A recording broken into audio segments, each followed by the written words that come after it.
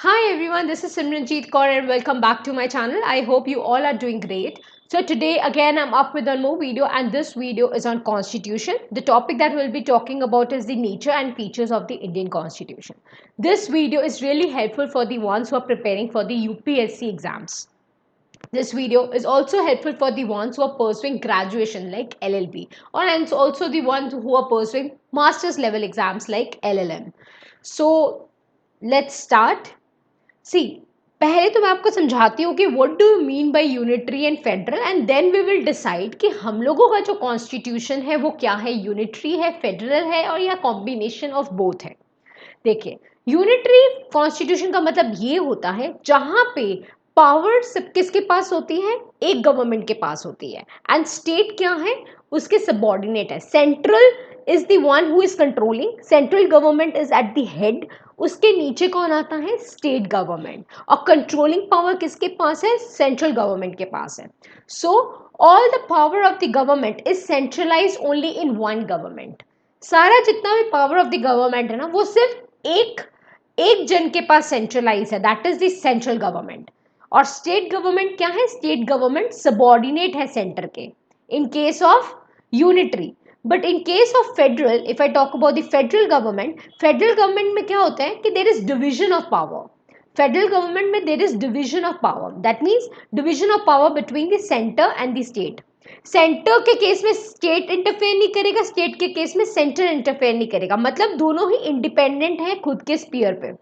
But अगर हम लोग यूनिटरी की बात करें, सेंट्रल हेड में आता है और उसके नीचे आता है state.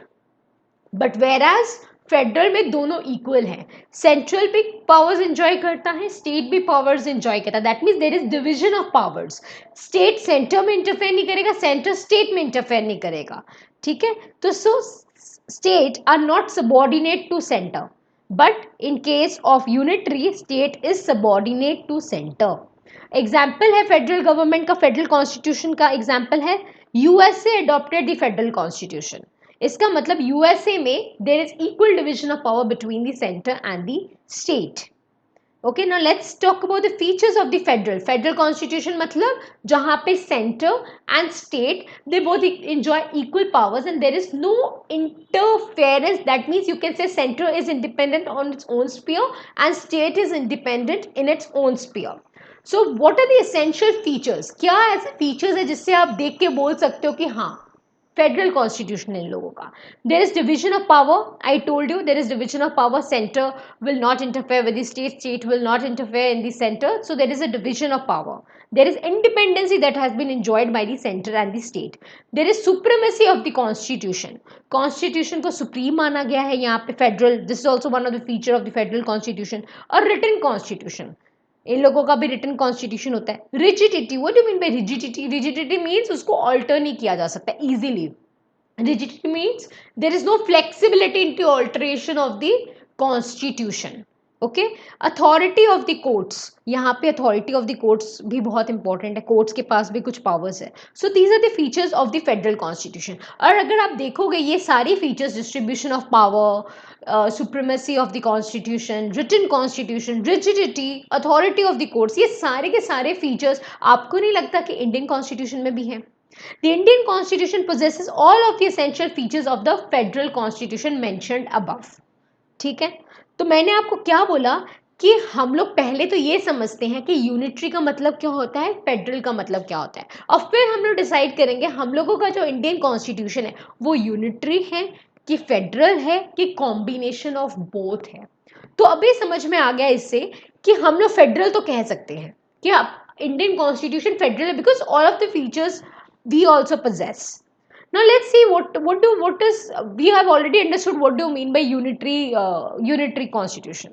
Now let's understand what are the features, what are the features of the unitary constitution. Let's see.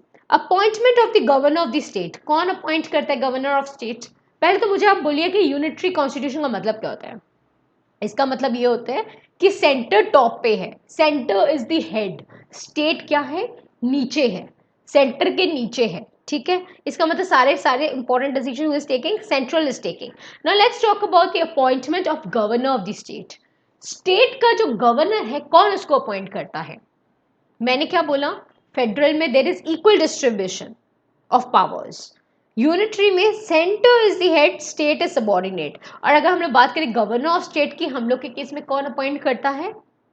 President. That means centre का आदमी, हम लोगों का सेंटर का सुप्रीम पोस्ट को जिसने होल्ड किया हुआ है, president is appointing the governor of the state.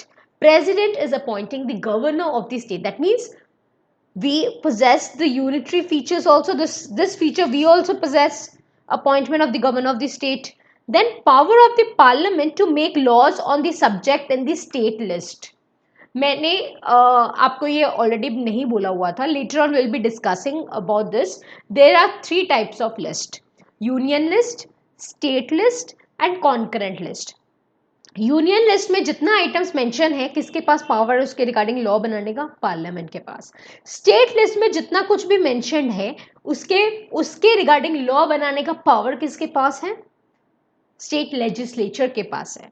और जो कॉन्करेंट लिस्ट है ना, 7th शेड्यूल में जो कॉन्करेंट लिस्ट मेंशन है, उसके बारे में जितने आइटम्स मेंशन है कॉन्करेंट लिस्ट में, उसके ऊपर लॉज बनाने का और रिस्पॉन्सिबिलिटी किसका है? Both parliament and the state legislature. So we have 3 list, union list, state list and concurrent list.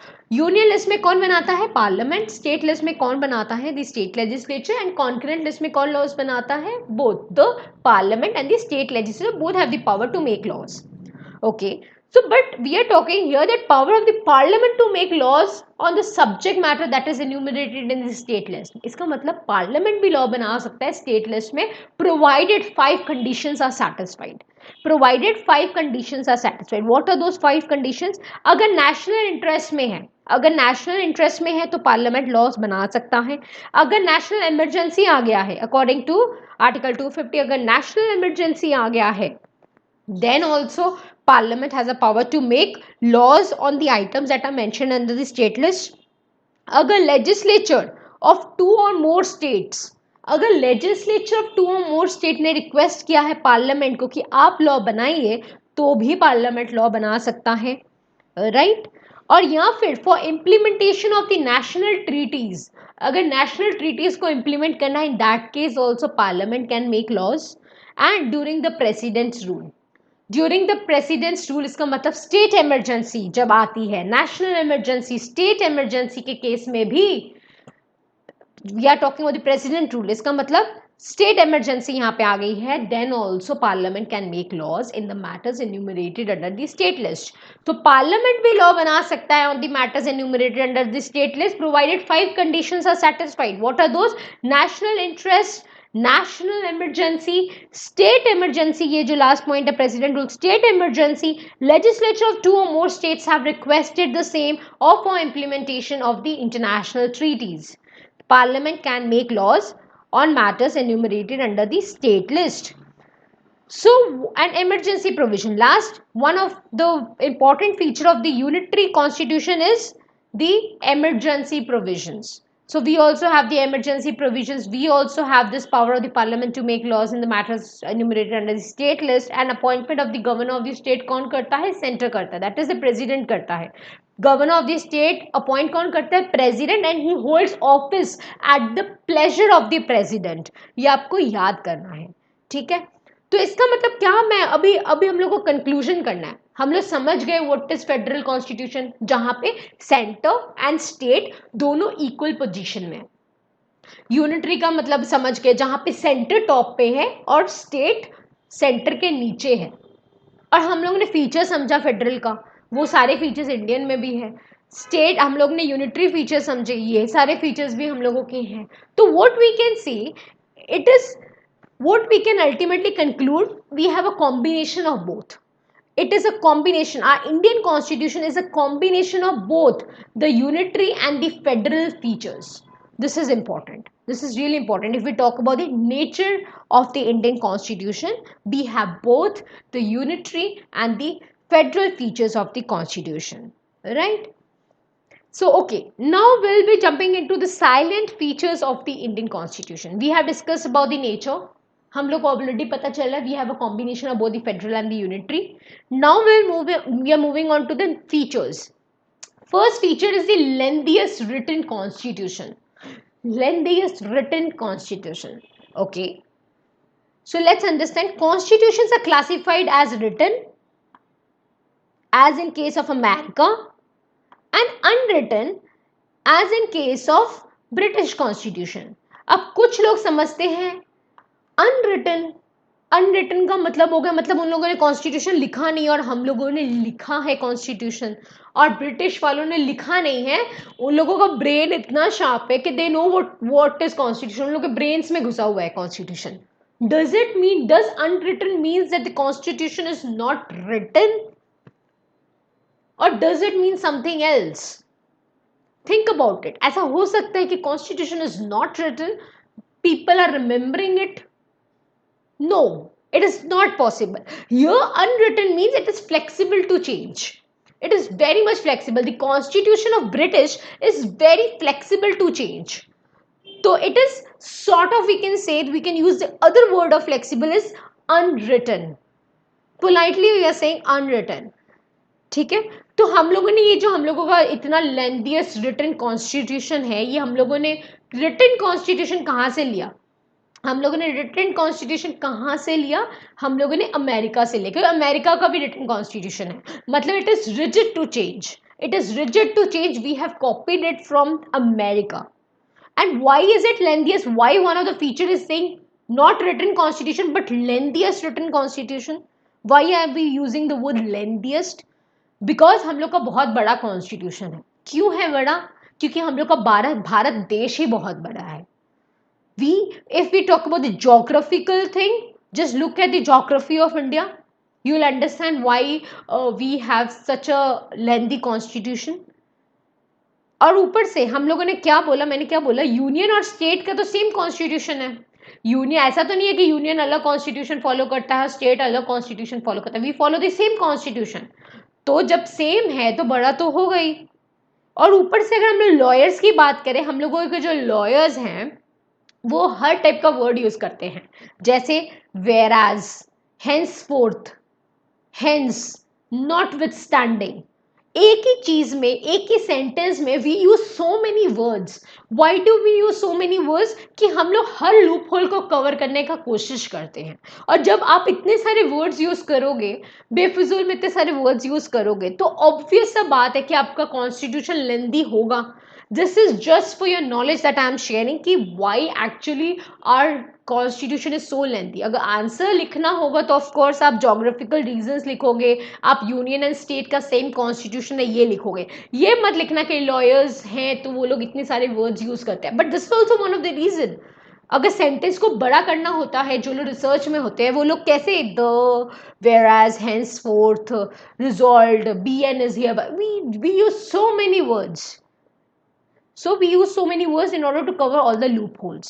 और ऊपर से हम लोग को पता है कि हम लोगों ने कॉन्स्टिट्यूशन कहाँ से लिया है, मेजर पार्ट कहाँ से लिया है, गवर्नमेंट ऑफ इंडिया एक्ट 1935. जो हम लोगों का पेरेंट एक्ट इतना बड़ा है, गवर्नमेंट ऑफ इंडिया एक्ट 1935 इतना बड़ा है, तो उसका जो आगे जो हम लोग उसको कॉपी कर रहे हैं तो वो ऑफ कोर्स बहुत बड़ा होगा. Right, so why our constitution is lengthy? One of the reason is geographical reason.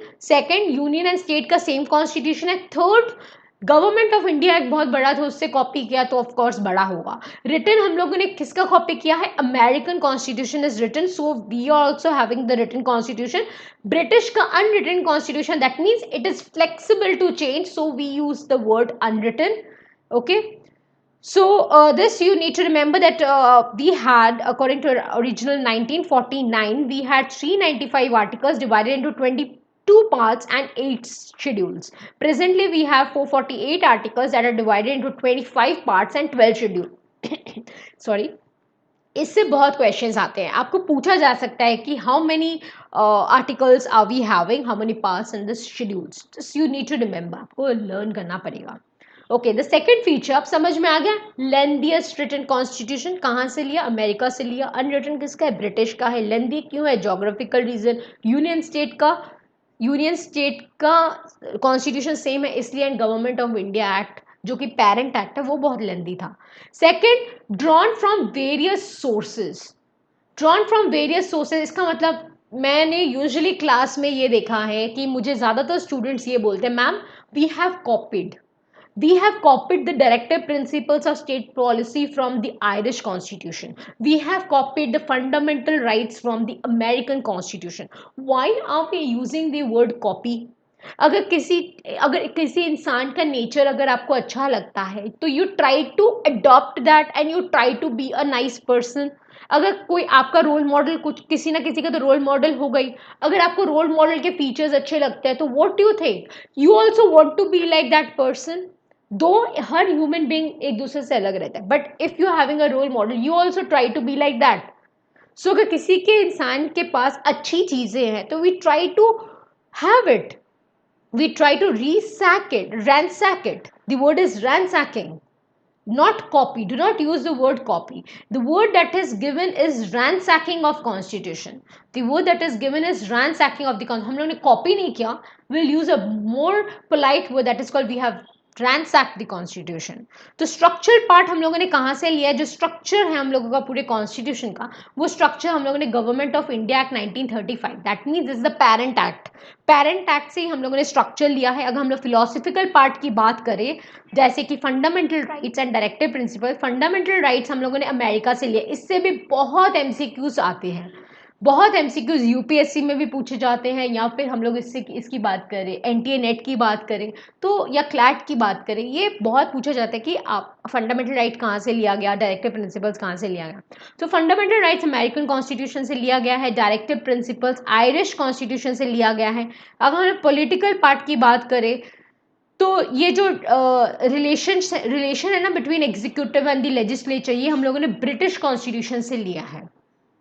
Other provision हम लोग ने बहुत सारे प्रोविजन, इसका एक चार्ट है, हो सकेगा तो मैं आपको चार्ट दूंगी जहाँ पे आपको याद रखना है कौन सी चीज़ हम लोगों ने कौन से गवर्नमेंट से ली है.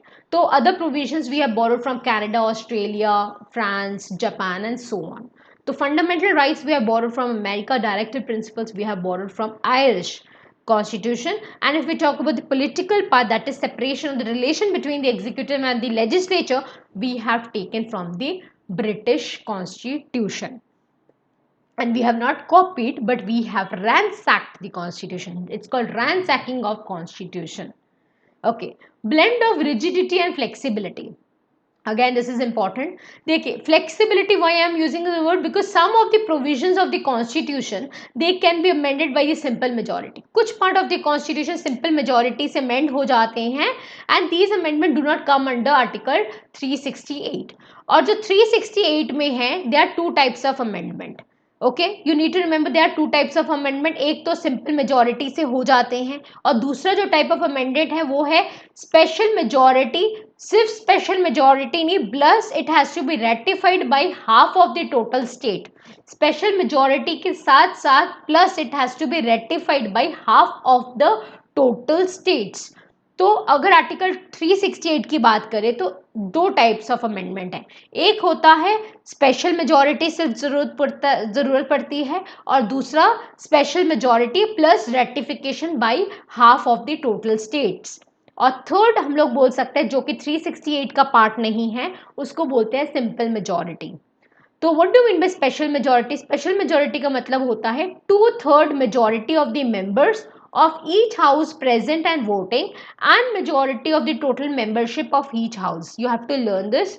तो स्पेशल मेजोरिटी का मतलब ये होता है, ये भी एग्जाम में पूछा जाता है. ठीक है, एक तो ऐसे अमेंडमेंट होता है. सेकंड, स्पेशल मेजोरिटी तो चाहिए plus rectification bye half of the total states भी चाहिए. ओके, और फ्लेक्सिबल क्यों हम लोग बोल रहे हैं? फ्लेक्सिबल इसलिए बोल रहे हैं because some of the provisions of the constitution simple majority से ही अमेंड हो जाते हैं. रिजिड क्यों बोलते हैं? Because it's difficult to amend. अगर आप इन प्रोविजंस की बात कर रहे हो सेक्शन आर्टिकल 368 की, तो इससे पता चलता है कि ये रिजिड है, बहुत मुश्किल से अमेंड होता है कॉन्स्टिट्यूशन हम लोगों का. अच्छा, fourth feature is federal system with unitary बायस. अब मैंने ये ऑलरेडी आपको एक्सप्लेन कर दिया जब हम लोग नेचर ऑफ कॉन्स्टिट्यूशन की बात कर रहे थे. Please refer the nature of the constitution portion that I have discussed in the starting video. ठीक है, ये हो गया federal system with unitary bias. Next fifth point है parliamentary form of government. It's a parliamentary form of government. ये हम लोगों ने कहाँ से लिया है? ये हम लोगों ने ब्रिटिश पार्लियामेंट से कॉपी किया, बिकॉज ब्रिटिश में there is parliamentary system that is followed. America में we all know that America में प्रेसिडेंशियल फॉर्म ऑफ गवर्नमेंट है, ब्रिटिश में पार्लियामेंट्री फॉर्म ऑफ गवर्नमेंट है, तो हम लोगों ने भी पार्लियामेंट्री फॉर्म ऑफ गवर्नमेंट लिया है. ओके, तो parliamentary form of government is based on cooperation and coordination between the legislature and the executive organs. Okay, while presidential system is based on the doctrine of separation of powers between the two organs. अगर हम लोग इन दोनों legislative and executive की बात करें, अगर presidential form of government की बात करें, तो doctrine of separation is applicable, मतलब they do not work in cooperation and coordination. But अगर हम पार्लियामेंट्री फॉर्म ऑफ गवर्नमेंट की बात करें, both the legislature and the executive organ they work in coordinated manner, they work with cooperation and coordination.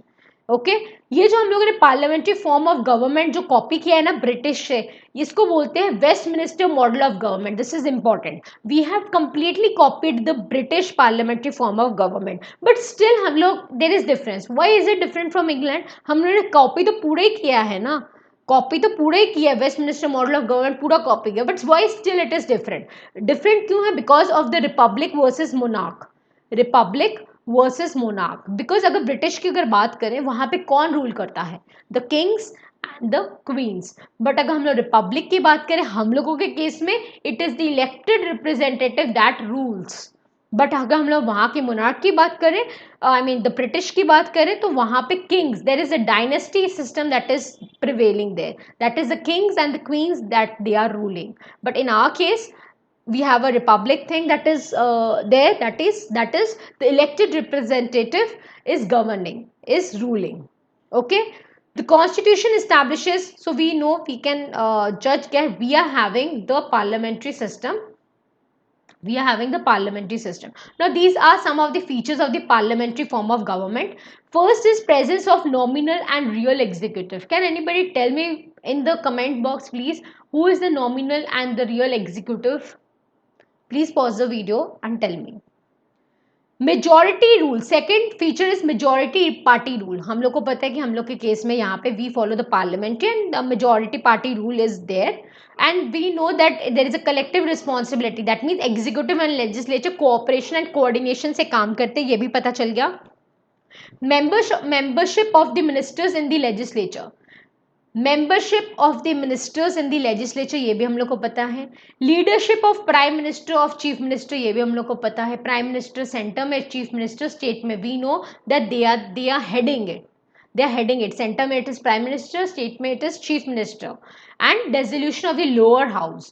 Lower house मतलब dissolution of Lok Sabha takes place. So these are features of the parliamentary form of government. Now let me tell you presence of nominal or real executive. Nominal and real executive का मतलब होता है president. We are having president, we are having prime minister, we are having chief minister, we are having dissolution of the lower house, that is the Lok Sabha, upper house is Rajya Sabha.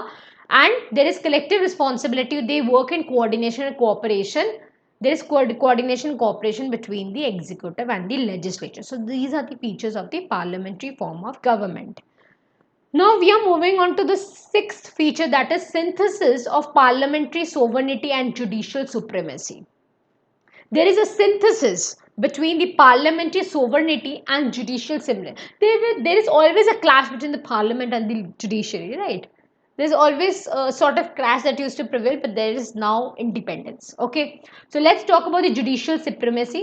अगर हम sovereignty of parliament की बात करें, ये आपको मिलेगा British parliament में. British parliament में आपको sovereignty of the parliament मिलेगा. जुडिशियल सुप्रीम कहाँ पे है?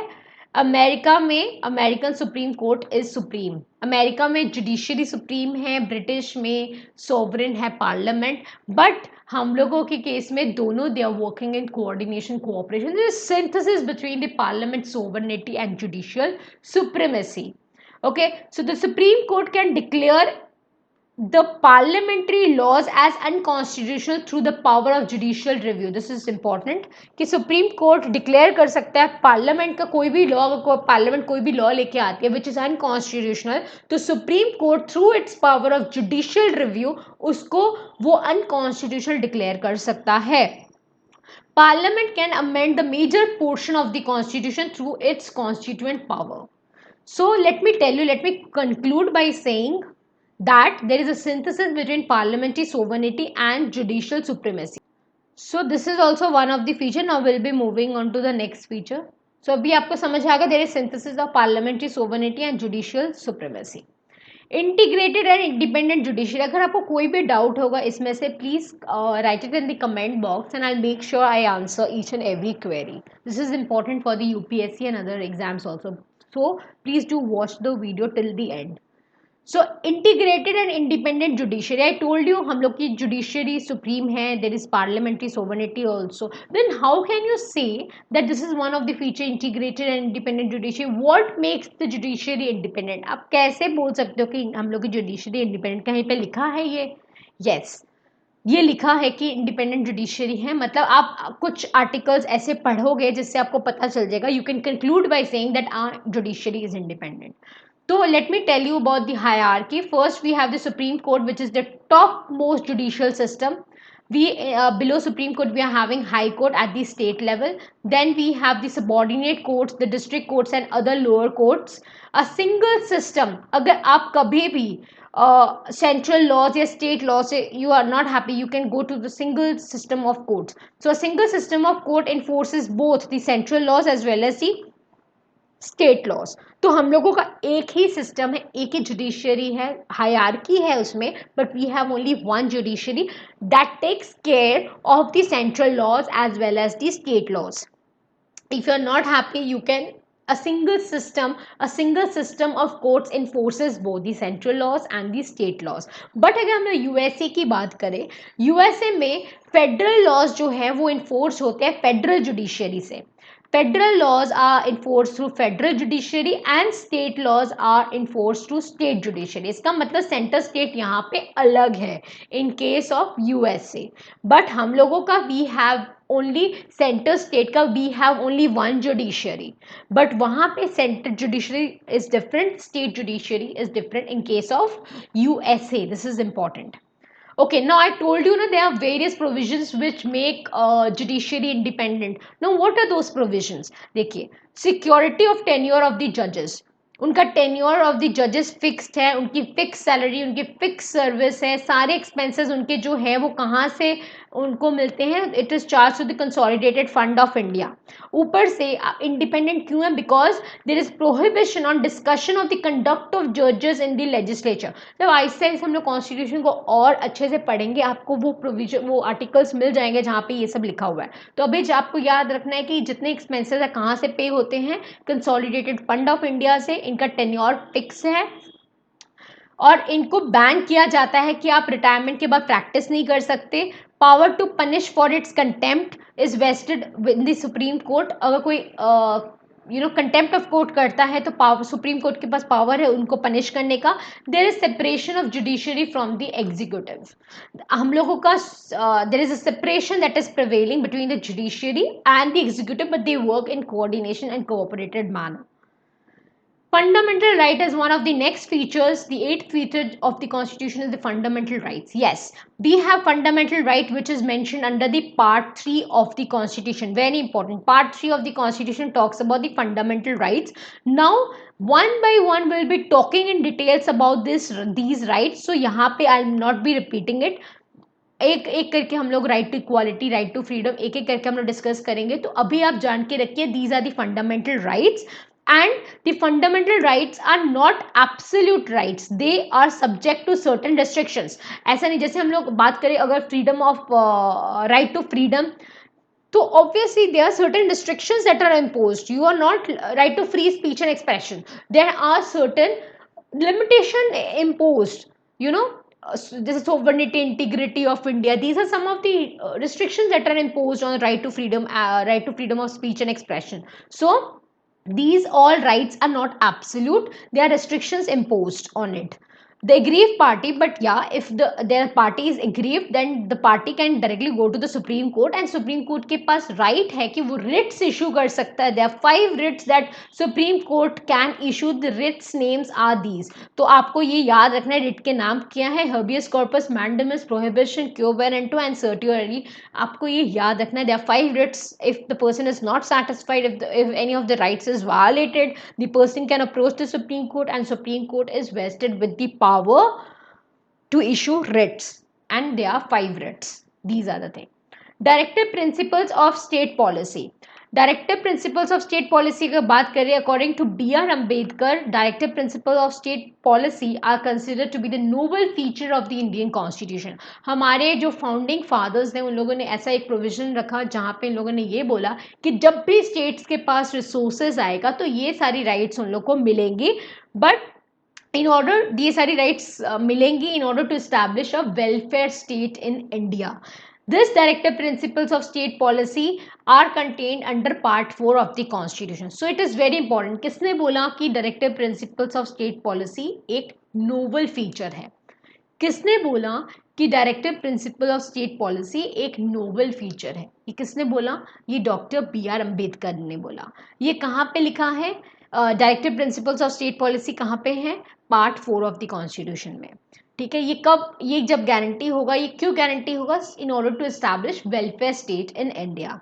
ओके ना, आपको ये याद रखना है कि अगर स्टेट अनएबल है to implement any of the provisions of part 4, then no action can be brought against the state in a law court, because ये तो state का मर्जी है ना, state अगर welfare state establish करना चाहता है then it will provide, okay?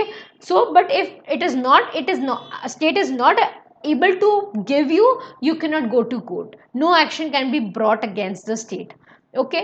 आपको एक और बात याद रखना है कि fundamental there has to be balance maintain between the fundamental rights and the directive principles. ये कहाँ पे लिखा गया था? ये मिनर्वा मिल्स के केस में बोला गया था, there has to be a balance between the fundamental rights and the directive principles. अगर कभी कभी कोई कॉन्फ्लिक्ट आता है fundamental rights and directive principles में, तो which will prevail? Fundamental rights will prevail. ये कहाँ पे बोला गया था? चंपाकंद दुराई रंजन केस में ये बोला गया था। This is very important case. Champakam Dorairajan case में ये बोला गया था, in any case there is a conflict between the fundamental rights and directive principles, तो फंडामेंटल राइट्स ही प्रिवेल करेंगे। Let's talk about the fundamental duties. Fundamental duties were originally not there. जो original हम लोग का कॉन्स्टिट्यूशन था ना, उसमें फंडामेंटल ड्यूटीज नहीं थे, डायरेक्टिव प्रिंसिपल थे, फंडामेंटल राइट्स थे, बट फंडामेंटल ड्यूटीज नहीं थे। They were added by the 42nd constitutional amendment, जो कि 1976 में हुआ था। 42nd अमेंडमेंट 1976 में ये अमेंडमेंट हुआ था। और ये जो फंडामेंटल ड्यूटीज थी, ये किसके रिकमेंडेशन से फंडामेंटल ड्यूटीज को इनकॉर्पोरेट किया गया था? Swaran Singh committee. Very important, please note down, you need to remember, Swaran Singh committee has recommended about the fundamental duties, and initially fundamental duties नहीं थे, it was only through the 42nd amendment 1976 जहां से fundamental duties आए हैं। Okay and कौन से part में है? पार्ट 4A में है fundamental duties. Article is 51A। you need to remember there are 11 fundamental duties। Article 51A part 4A किसके रिकमेंडेशन से आए हैं? स्वर्ण सिंह कमेटी। कौन सा अमेंडमेंट नंबर है? 42nd अमेंडमेंट, ईयर है 1976। इतने ही एक ही स्लाइड में कितने शॉर्ट क्वेश्चंस बन सकते हैं आप देख लो। It is non-justiciable. Why I'm saying that it is non-justiciable? Because state cannot enforce them through the courts. This is important. It is non-justiciable. किसकी recommendation से आए हैं? स्वर्ण सिंह कमेटी। कौन से पार्ट में है? Part 4A। कितने हैं? 11 फंडामेंटल ड्यूटीज है। कौन से आर्टिकल में है? Article 51A। कौन से अमेंडमेंट से आया? 42nd amendment in the year 1976. So they are not justiciable. This also you need to remember. The 11th feature we are talking about is the secular state. देखिए ये word ना, secular word पहले नहीं था constitution में। Initially the secular word was not there in the constitution, but the secular word came through an amendment, that is the 42nd constitutional amendment, जो कि 1976 में आया था। तभी ये word secular प्रियम्बल में ऐड हुआ था। कहाँ पे ऐड हुआ था? प्रियम्बल में ऐड हुआ था। सेक्युलर का मतलब क्या है? सेक्युलर का मतलब है कि स्टेट का कोई रिलीजन नहीं है। यहाँ पे इंडियन स्टेट का, that is it does not have any particular religion as the official religion. State का कोई ऑफिशियल रिलीजन नहीं है, सब भाई बहन एक हैं, सब हम लोग भाई बहन हैं, कोई रिलीजन नहीं है। ठीक है, there is no particular religion of the state. State that means a broader, according to article 12 I am talking about the state. So there is no particular religion. This word was not added initially. It came through the 42nd amendment in the year 1976. But do you really think that word had to be incorporated? Because अगर हम लोग बात करें article 14 की, right to equality of law and equal protection of law, ये हम लोग बात करें आर्टिकल 15 की, state shall not discriminate against any citizen on the ground of religion, तो ये भी तो वही लाइन ही है ना. ये जितने आर्टिकल्स, आर्टिकल 14, 15, आर्टिकल 16, ये सारे आर्टिकल्स हम लोग डिटेल में पढ़ेंगे. अभी जस्ट मैं आपको समझाने के लिए जल्दी बता रही हूँ, ठीक है. आर्टिकल 14, 15, 16, 25 से लेके आर्टिकल 30 तक अगर आप सारे वर्ड बाय वर्ड आप पढ़ोगे ना ये सारे आर्टिकल्स, आपको समझ आ जाएगा कि ये वर्ड जो सेक्युलर incorporate किया गया कॉन्स्टिट्यूशन में, there was no such need to incorporate this word because article 14, 15, 16, 25 से 30 तक ये वर्ड्स डिपिक्ट करते हैं कि हमारा जो स्टेट है it's a secular state. But still through 42nd amendment the word was added to the preamble in the year 1976. Okay, so ours is a secular state. That means state का कोई religion नहीं है. There is equality of law and equal protection of law. The state shall not discriminate against any citizen on the ground of religion because सब एक हैं. Okay. This 12th feature is universal adult franchise. What do you mean by universal adult franchise? Universal adult, देखिए Indian constitution adopts universal adult franchise as the basis of election. इसका मतलब universal adult franchise का मतलब है कि every citizen who is not less than 18 years, 18 years से कम नहीं है, 18 ईयर्स है या 18 ईयर्स से अप है, that person has the right to elect his representative. ठीक है, तो उसका इलेक्शन में बैठने का राइट है irrespective of without discrimination on the basis of caste, race, religion, sex, literacy, wealth and so on. जब कॉन्स्टिट्यूशन बना था उस समय तो near about only 7% people were educated. ठीक है, तो education can not be the criteria कि आप एजुकेटेड हो then only you can vote. No, age is the criteria कि यस हम लोग समझ सकते हैं कि 18 ईयर्स के बाद, 18 ईयर्स से इंसान मेच्योर होने लग जाता है. He can really understand that who is the better person whom he wants to elect. So एक इज्जत उसको मिल जाता है. ठीक है, सो उसमें उसको भी लगता है कि या I am a responsible citizen now and I can vote. Okay, so voting age was reduced to 18 years from 21. इस पहले होता था 21 years in if we talk about the 1989 वाला thing, but it was reduced to 18 years through which amendment, 61st amendment in the year 1988. ये 61st amendment कब हुआ था? 1988 में. इस 61st amendment में क्या हुआ था? ये जो 21 years था ना एज, वो कम होके 18 ईयर्स हो गया था. इसका मतलब अब जो इंसान 18 ईयर्स या 18 ईयर्स से अप है, he can vote, he can elect his representative. This is called universal adult franchise. Okay, single citizenship. Now we always say na ki we all are equal. Why do we say? Because we have a single citizenship.